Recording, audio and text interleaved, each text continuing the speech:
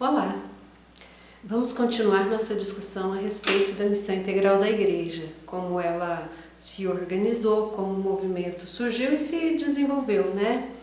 E como ela tem se organizado até nos dias atuais.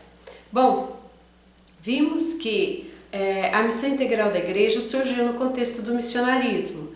Também vimos que ela surgiu no interior desse movimento maior, entretanto fazendo a crítica a ele no que diz respeito principalmente ao tratamento dado à cultura latino-americana. Um outro movimento que foi provocador da missão integral e que surgiu também no contexto do missionarismo foi o chamado MCI, Movimento de Crescimento de Igrejas. Esse movimento começou no meio evangélico das missões e principalmente na Ásia. Os missionários que estavam atuando na América Latina e na África vinham tendo ótimos resultados de implantação de igrejas, de aceitação da mensagem do Evangelho e de crescimento, né, do trabalho que eles vinham realizando nessas regiões. Entretanto, na Ásia havia uma resistência muito grande, até mesmo porque a cultura asiática, principalmente a indiana, ela é muito específica, muito particular. E os missionários vinham tendo dificuldade na evangelização, implantação de igrejas e inclusive de aceitação, né, nas regiões da Ásia, mais especificamente na Índia. E aí surgiu então na Índia algumas teorias, né, propostas de crescimento das igrejas no campo missionário, como modos e estratégias missionárias, novos métodos de missão, que visasse a expansão então dos números de conversos nessas regiões de alta resistência à fé cristã e principalmente à fé cristã protestante. Então, missionários nessas regiões desenvolveram teorias diversas. Essas teorias foram levadas para a América do Norte, também em meados do século passado, por esses mesmos missionários, se espalharam na América do Norte e foram adotadas então por alguns pastores e líderes eclesiásticos para o crescimento da igreja local, no caso nos centros urbanos mesmo norte-americanos, principalmente daquelas igrejas que vinham enfrentando problema de evasão, né, e um estancamento na entrada de novos membros. Resolveram então aplicar não somente aquelas estratégias que vinham sendo desenvolvidas no campo missionário, como outras que foram sendo criadas então no calor do entusiasmo desse movimento de crescimento numérico das igrejas.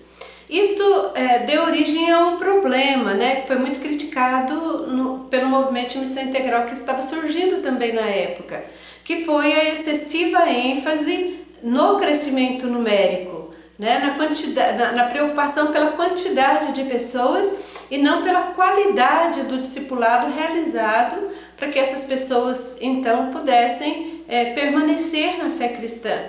E esses movimentos também vieram para a América Latina, movimento de crescimento de igreja, e até hoje se espalham e cada vez mais novas estratégias e métodos têm surgido. Mas o MCI, Movimento de Crescimento de Igreja, se tornou um dos movimentos provocadores então do surgimento da missão integral. Porque os articuladores da missão integral entenderam por necessidade responder a esse movimento. Então temos um texto do Padilha, por exemplo, que responde logo as primeiras propostas e teorias de crescimento de igreja. Ele responde acerca do princípio das unidades homogêneas, dizendo que era uma estratégia em linhas gerais, né, que ensinava ou afirmava sobre a importância de se evangelizar grupos homogêneos, ou seja, grupos dentro da sua configuração cultural ou social, que havia maior aceitação do evangelho se eles não tivessem que transpor grandes fronteiras, sejam sociais, culturais e até geográficas, que então se deveria priorizar a evangelização assim, e esses grupos então entre si fariam a articulação e o deslocamento necessário como consequência da própria vida das igrejas, mas que cabia aos missionários somente criar os grupos dentro de certas situações específicas, né, que foram chamadas de unidades homogêneas. O Padilha criticou a isso, dizendo que o Evangelho surgiu, na realidade, foi quebrando essas fronteiras, essas barreiras que separavam as pessoas, e não se conformando a elas ou consolidando essas barreiras. E que era próprio do Evangelho confrontar realmente realidades que eram distintas entre si. Então não daria para criar uma igreja somente para pobres e uma igreja para ricos. Era muito importante que os ricos fossem confrontados e aprendessem a conviver com os pobres e a acolher, que isso não seria uma tarefa fácil, mas era necessário dentro do âmbito da comunhão da igreja e da realização, né, daquilo que o Evangelho de Jesus Cristo propõe. Então o Padilha argumenta isso, e o Orlando Costas também trouxe um texto, uma proposta, na realidade, de crescimento de igreja, reconhecendo que é importante o crescimento, mas ele afirmava que o crescimento verdadeiro deveria observar no mínimo 4 dimensões. E ele apresenta então, né, como uma dessas dimensões, o crescimento numérico. E afirmava, é importante que a igreja cresça em números, afinal é por causa disso que evangelizamos, né?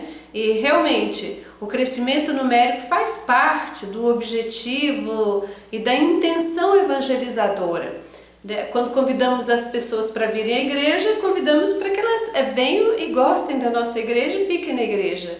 E ele afirmava, o crescimento numérico deve ser sim um dos objetivos da igreja, mas não deve ser o objetivo da igreja e da sua evangelização. Em conjunto com o crescimento numérico, é importante que haja um crescimento orgânico, que seria uma outra dimensão do crescimento, ele dizia. O crescimento orgânico nada mais é do que o crescimento em comunhão, como um organismo, como uma sinfonia, né? No conjunto, harmônico mesmo. Então era preciso que se trabalhasse, se desenvolvesse a comunhão da igreja, para que fosse de fato igreja e não um mero ajuntamento de pessoas e de muitas pessoas num determinado lugar para observância de alguns ritos. Não é isso que configura a igreja. Igreja é comunhão, é comunidade, né? Então é importante que o crescimento numérico seja acompanhado de um crescimento orgânico. Não é interessante que as pessoas fiquem isoladas no meio do grupo, mas é importante o acolhimento, né? O cuidado mútuo e a vida em comunhão. Também paralelo a essas dimensões de crescimento da igreja, ele ensinava que era necessário o crescimento conceitual da igreja, como uma terceira dimensão. A igreja precisa saber explicar sobre a própria fé, dar sentido à própria fé, argumentar sobre ela. Na sociedade, de um modo geral, a tarefa evangelizadora envolve um discurso, e esse discurso precisa ser bem articulado, bem conhecido. Falar sobre Jesus Cristo é importante que seja feito a partir de um conhecimento de causa, de experiência, na forma do testemunho e de uma boa articulação, né, ordenada, teórica. E para isso a igreja precisa investir no ensino e não somente no ajuntamento de gente, de pessoas desarticuladas. Então, em paralelo ao crescimento numérico, é importantíssimo que se realize o desenvolvimento dos programas de educação na igreja, para que essas pessoas que chegam, né, principalmente essas pessoas novas, possam ser instruídas na fé e possam crescer então conceitualmente, saber explicar a própria fé. E em conjunto com esse crescimento numérico, orgânico e também conceitual, ele dizia que era indispensável o crescimento diaconal, ou seja, de serviço. Uma igreja que é numerosa, que cresce, né, numericamente, que cresce em conjunto, harmonicamente, que sabe explicar sua própria fé, é uma igreja disposta ao serviço, ao atendimento das gentes, que vai para além do seu templo, vai para além da sua programação e serve o mundo, e não somente a si mesma nas suas necessidades, mas serve o mundo, não somente com a proclamação do Evangelho, que deve ser algo natural na vida da igreja, mas com projetos sociais, projetos ambientais, uma vida pública mesmo, articulada na sociedade, presente na sociedade, que se manifesta profeticamente contra as injustiças deste mundo, emite opiniões, ou seja, uma igreja que tem segurança da própria fé e que serve a sociedade da qual ela faz parte.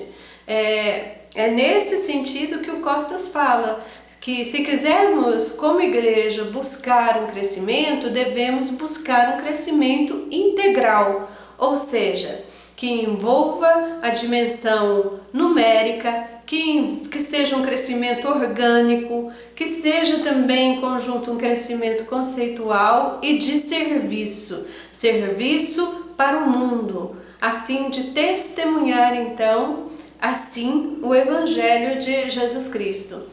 Essas foram as respostas dadas ao movimento de crescimento de igrejas, mas vários outros entendimentos a respeito do que era o crescimento real da igreja, não somente em nível de quantidade e qualidade, foram trabalhados nos clades e nas literaturas produzidas.